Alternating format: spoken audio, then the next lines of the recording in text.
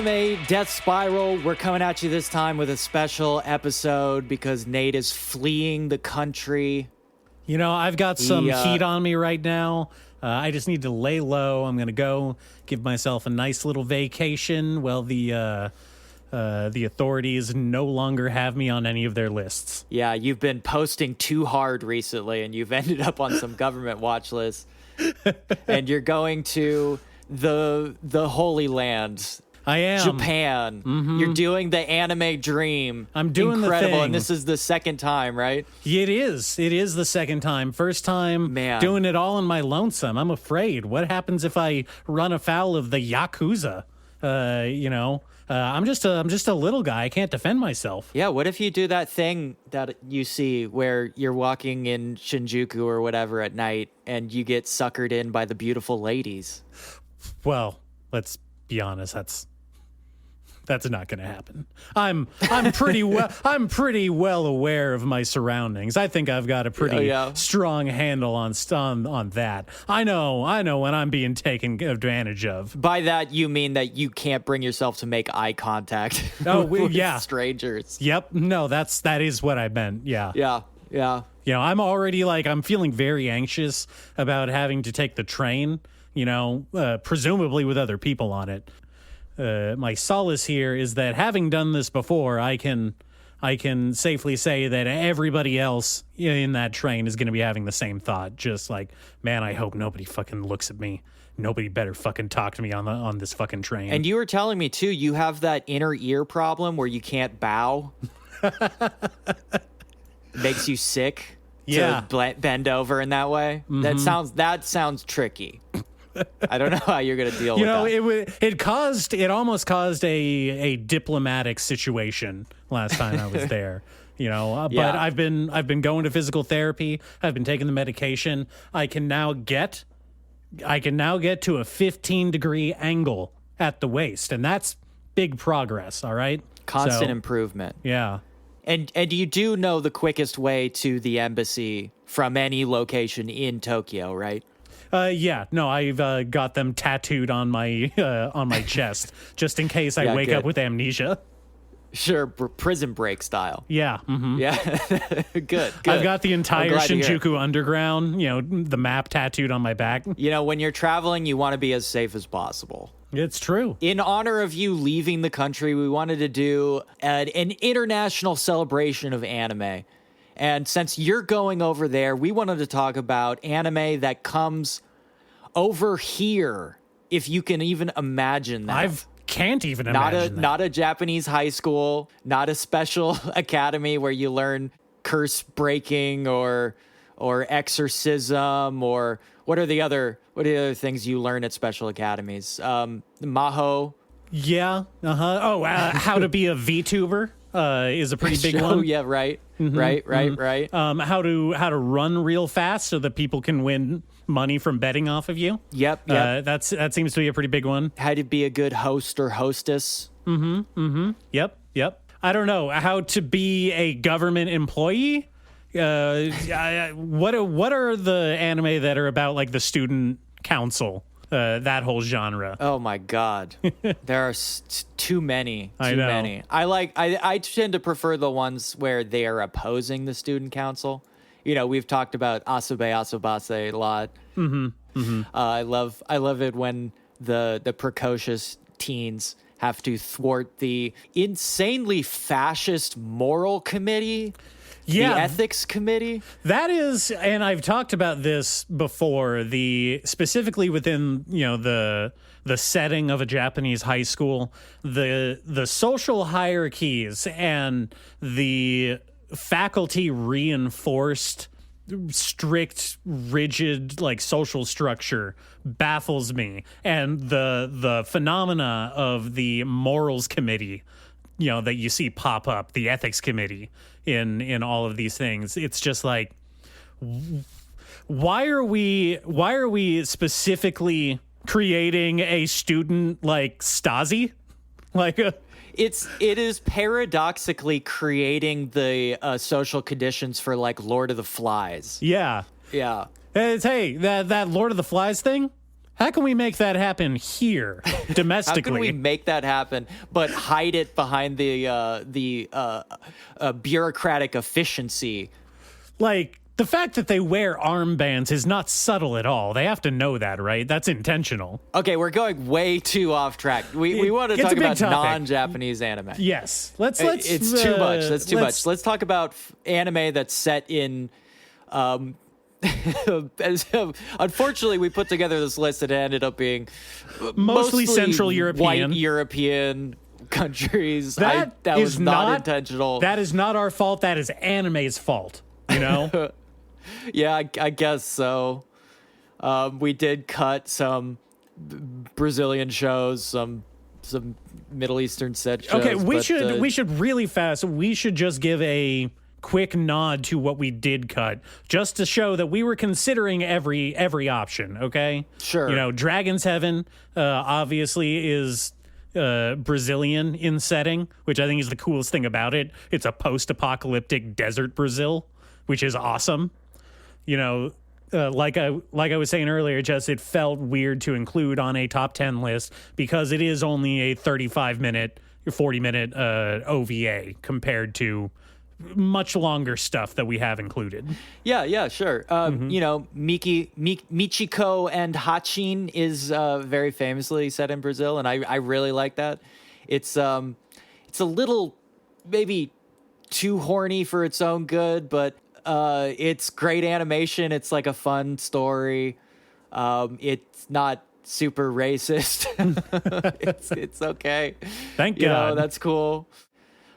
There's some other ones, you know, but we have our official list, and we're gonna do a countdown. We're gonna do 10 to 1. We managed to actually put together 10 shows that we agreed on. And since Nate is going to be gone, we're gonna do a two-parter, the famed two-parter. So for this episode, we're gonna count up from 10 to 6. This is exciting. Everybody loves lists. Lists are great. Okay, you're being facetious, but the metrics show that people actually do love lists. So let's just get into it. They love it, and they love ranking. Yeah. Oh, it's hardwired into us. Yeah, and I want to make it clear. This is in order of goodness. So the shows get from bad to good. So we are making objective claims about the quality of each of these anime. What you're saying right now is if we're counting up and we're doing 10 to 6, this is the bad episode. This is the bottom of the list. Yes, these are the worst shows on our list. Which is a list of all good things I want to be clear about. Well, we'll get there. All right, let's officially begin with our list, starting at 10. Why don't you give us number 10, because this is one of yours. All right. Hailing from that misty isle, English representation coming in at number 10, we have Hellsing, which is, of course, about a bunch of English goth vampires fighting a bunch of Nazi vampires. I think that's pretty self-explanatory. Well, not a bunch, right? Isn't there really only the one vampire? No. There is a cabal of Nazi vampires, and then they basically use their vampire powers to make a bunch of unwilling vampires who also become Nazis. I don't know. They weren't clear on whether or not becoming a vampire turns you into a Nazi. Well, there is one vampire in particular who's not a Nazi. Yes. Well, no, he's just kind of a freak. Yeah. No, he's like a murder junkie. He's just kind of a murder junkie. He likes doing that kind of stuff. You know, killing makes him feel like good. He has no particular ideology. Alucard, the big guy, you know. He's what would you say? He's an employee, a unwilling soldier. Yeah, I mean, he's bound, unfortunately, to the will of a bunch of pathetic Anglicans who otherwise cannot fight back against the Nazi vampire horde. Well, okay, so we're leaving out that it's actually a three-way conflict between the Nazi vampires, the Anglican Church using Alucard, and, of course, the vampire hunting Catholic Church wing. Yes, the Vatican does get involved, the nefarious Vatican. Not just the Vatican, specifically the shadow organization of Opus Dei. Is in charge of the vampire. Templar. Yeah, is in charge of the vampire hunting operation. So it's it takes a bunch of weird like Knights Templar English kind of legend symbology and filters it through early 2000s like hardcore metal edginess. I don't know. It holds a special place in 13-year-old me's heart, you know?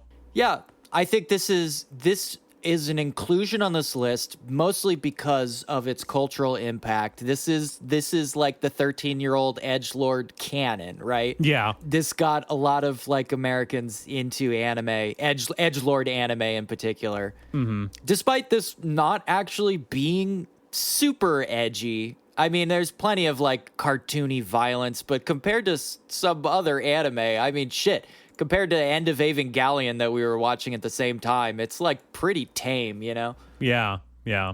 So that's our number 10. Number 10. And, you know, the setting is, of course, a bunch of blonde, blue-eyed, white British people who unfortunately happen to be cops. Excuse you, Alucard has black hair and red eyes, and he's 7 feet tall. Well, he's the exception. He's evil, so he doesn't have blonde hair and blue eyes. I mean, the visual storytelling is very clear on this. Okay, let's move up. This one I chose, and there are a few here that are a little dubious. I chose to exclude shows that are mostly like country hopping, you know, like Hellsing. D. Gray Man has a lot of Catholicism and Vatican stuff in it, but they travel all over Europe. So like putting that one aside.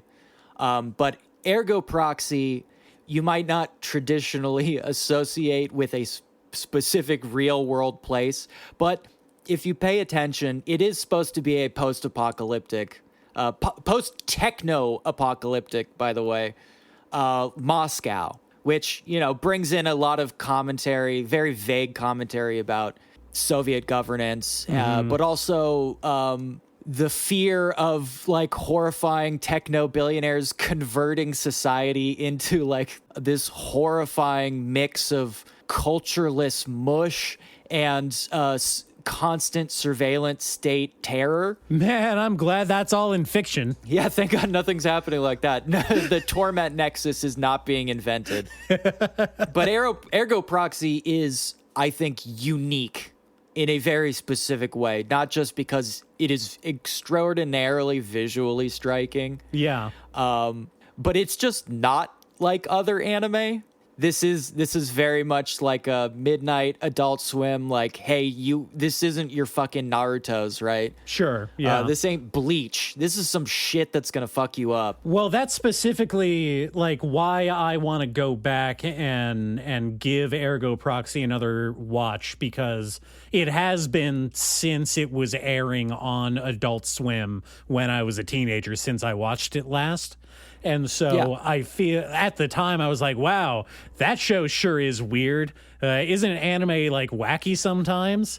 And I can, you know, very clearly say like I didn't quite fully grasp everything that the show was doing, both in terms of the plot and like the subtext of you know, the post-technological apocalypse world and its kind of commentary on post-Soviet states morphing into capitalist hellholes.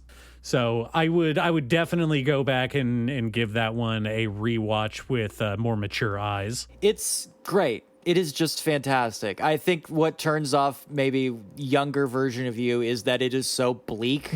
Well, I mean, if we're going by like what was appealing to little edgelord me when I was like 15, 16, the aesthetics of the show were not the issue.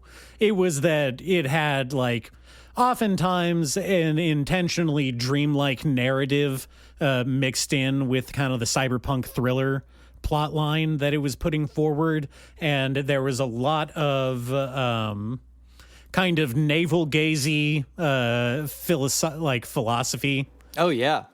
Radiohead did the ending credits. You know? And well, so, they used a Radiohead song. And so, I think my initial reaction as a teenager was just like, unfortunately, like, wow, I wish I understood this super pretentious show. Going back, I think that it's probably not as pretentious as it first came off to a young me. I don't think it is. And my big point about Ergo Proxy, like in general, is that it is the only good animated version of Blame. It's as close as we get, honestly. Sorry, but Netflix fucked it up. Sorry, the Blame that we got was not good. It's very unfortunate that we ended up with that 3D Blame. I can't get into it. I can't get it. Let's move on. Ergo Proxy is great, but number 8, I went with Banana Fish. And I know you're not particularly familiar with this, but there are a couple of elements. I'm going to defer to you on this one because I have not read or seen Banana Fish. I have heard about it, though. I understand that it's significant. It is significant. And I think I wanted to include this not just because New York is a big part of this show. We have 2 main characters, and one of them is like a New York gutter punk who meets up. He does meet up with a secondary protagonist who is a Japanese transplant. Okay. But like the streets of New York are important to Banana Fish, and it's also like very particular mix of like violent street punk action with boys love, like a more traditional like boys love story, and that is pretty unique, or at least I think it's become more popular. Okay. And it's very entertaining and weird. And its depiction of New York is hilarious. It's just like, the most violent, awful place you could imagine. Mm-hmm. It's almost like there are times when it portrays New York as if it's like the Warriors, which is awesome, but without like the crazy costumes. For some reason, there are people out there who are still convinced that New York has not changed since like the 1970s. Like you said, Warriors depiction, like in that Joaquin Phoenix Joker movie that took place in like supposedly an ambiguous time frame, but it was very obviously like 70s crusty New York with the graffiti and trash blown in the wind everywhere. Like people just think that's what New York is still like. Yes, there are competing visions of New York, but like this is going with more of like the action, the gritty action version of New York, which has a little bit of Taxi Driver in it, but also an attempt to kind of modernize that stuff. So you've got lots of gang stuff mostly, which is fun as like the setting of a boys' love story. I think it's like really cool. Yeah. Let's move on here. Okay. You fought for this one, so why don't you go for it? Number 7, and I'm having some second thoughts about this. Too late. I know, too late. Okay, so what I settled on my number 7 was JoJo's Bizarre Adventure, specifically Golden Wind arc, as representative of, the Mediterranean, Italian coast area. Cosa Nostra. Yeah. Specifically Sicily, the heart of the Italian mafia. And yes, we've all seen Godfather. And so it was I'm having some second thoughts because up until right now I had forgot about Black Lagoon, which takes place in Kuala Lumpur. And now I kind of want to insert that in just as a to break up the Eurocentrism a little bit. Oh my God, he's going rogue. I'm going rogue. He's going rogue. I cannot agree with that. One, because they move to a lot of different locations, and two, because it is edgelord assassin stuff. Okay, fair enough. I just want to point out that I was thinking of it. Okay, number 7, Golden Wind Jojo. What is there to say? It's JoJo's Bizarre Adventure, but I mean, Golden Wind arc, I think maybe my number 2. If we're going of JoJo's, and I'm not going to elaborate on that to save on time, but it's up there for me. I think that it's got the most style. I think that in terms of the evolution of how Araki, conceptualizes the stand battles, this is the one where he really just kind of like. He's like, all right. Goes insane. Yeah, fuck it. I'm not gonna try and justify any of this. I'm just gonna let it rip, And so, well, this one he very famously had to like completely retcon two of the stands. One because one of our main party members he was just like, oh, this is too powerful. This guy's too powerful, so this doesn't make sense. I have to remove him from the story. Okay, but the way he removes him is great because the character just says, all right, I'm out now. I'm fucking out, dude. This sucks. There's no like dramatic death at the end of a battle, where he gets like ceremoniously killed off with a big heartfelt send off from all the characters. It's just like, no, I'm like bored. I don't want to do this anymore. I don't want to do this anymore. And of course, then the boss's stand as well. The main end boss of this arc, Diavolo. whose stand was so complicated it had to be explained both in and out of the story like multiple times. It's just like he had to draw diagrams. Okay, here's the thing. I understand how Diavolo's power works. I did not have an issue grasping that. I don't know how Giorno's power works. What does he do specifically? Explain it to me now. No, I think his is pretty simple, though it does change from the beginning of the story to the end of the story. Diavolo, he is Diablo. The big man. He's pretty on the nose on that one. Giorno's power is that he, like, inserts life into things, right? Yes, but then also the life that he creates, like, he can imbue it with an ambiguous level of instinct.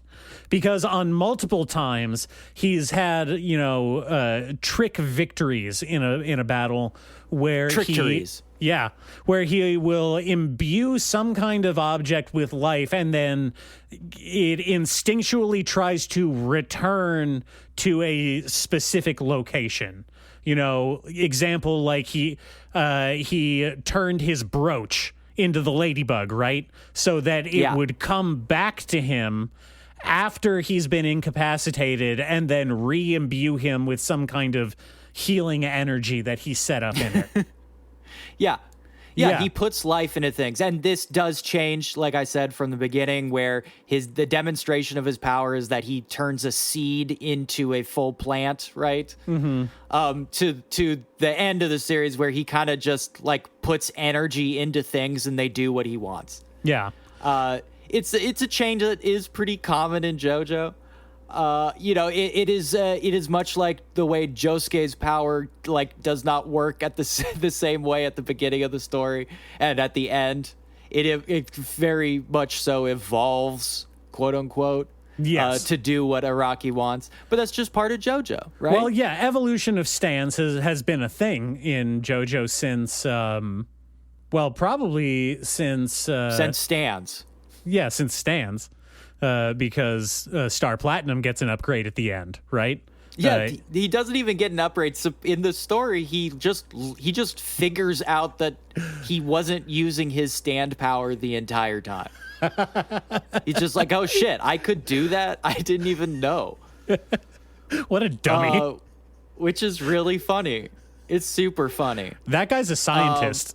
I think, so this is one of those things where I was kind of at first disagreeing with the inclusion of Golden Wind because JoJo is so famously set all across the world not just Jotaro's literal voyage across the entire world, but every arc is set, somewhere different. We start in the UK, and then we go to New York, right? And then we go to everywhere in the world, and then we go to Japan, and then we go to Italy, and then we go to Florida, and then we go to the Wild West. It just keeps going. Yeah.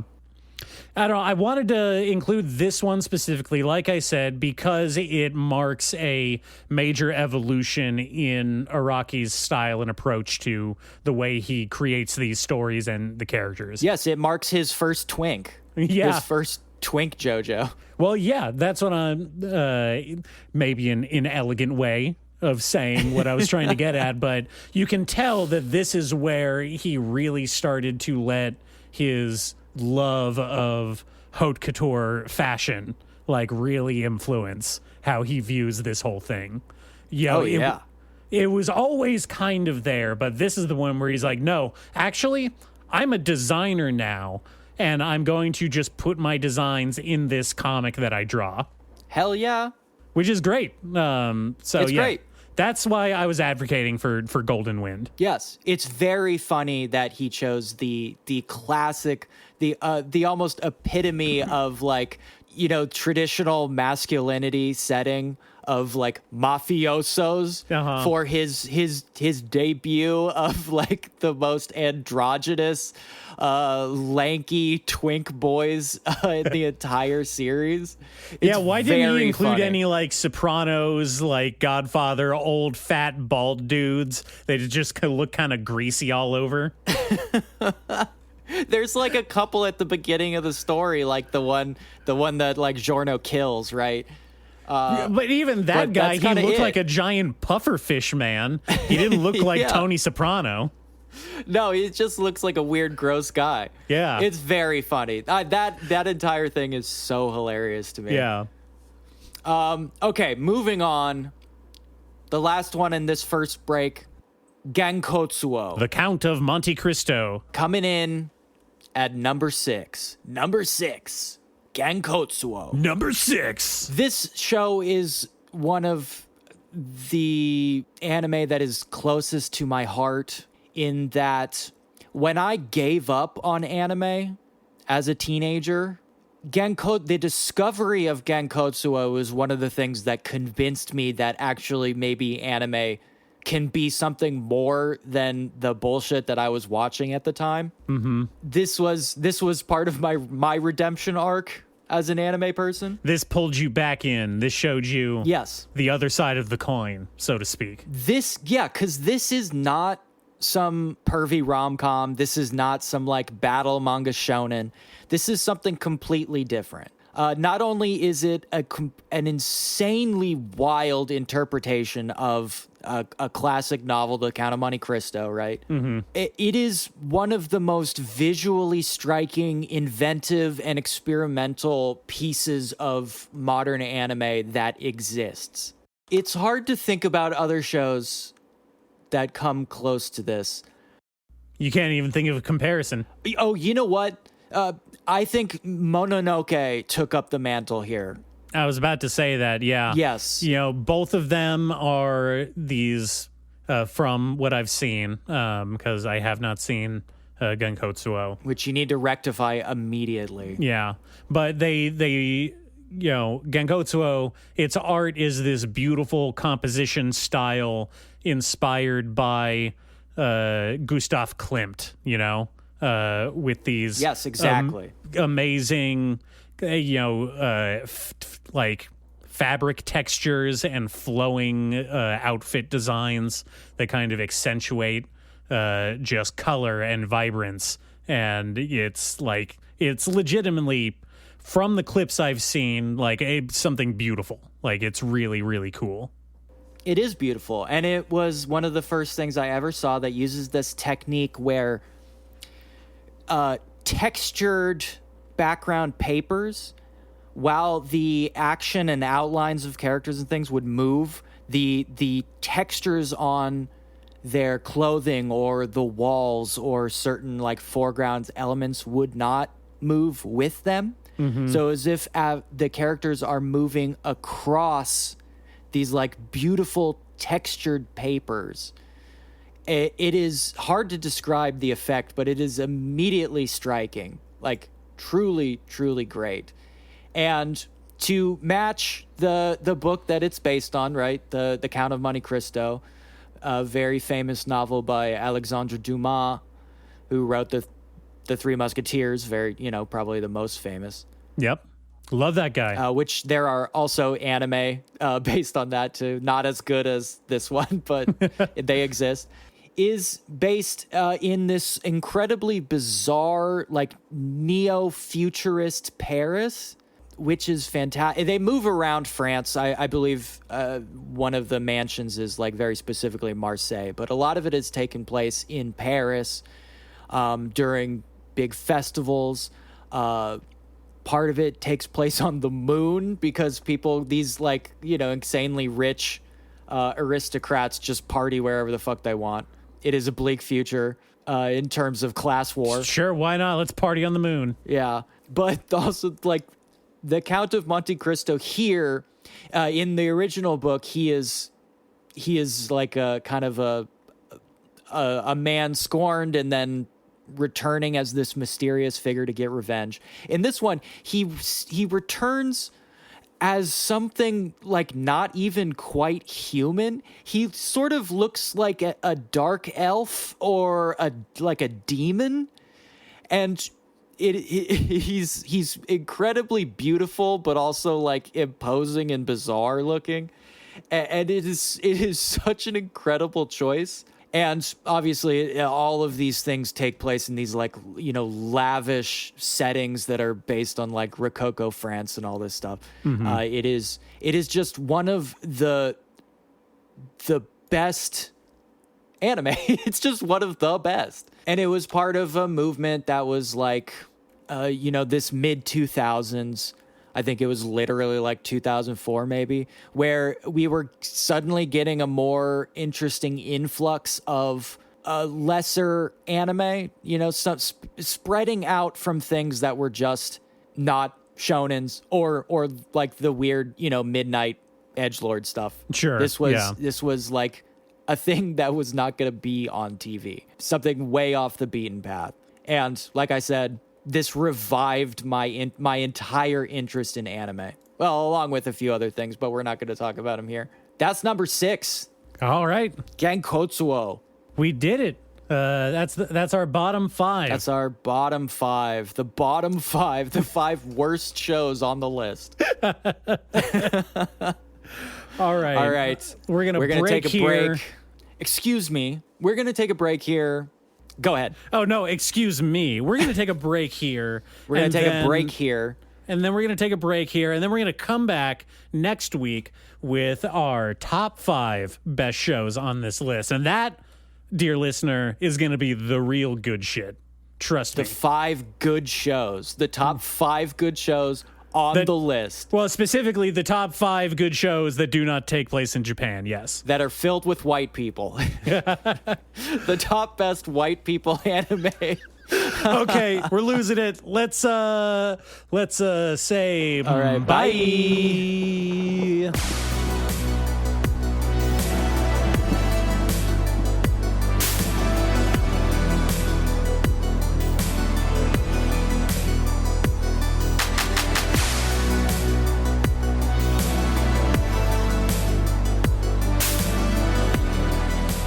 Anime Take Death it away. Spiral.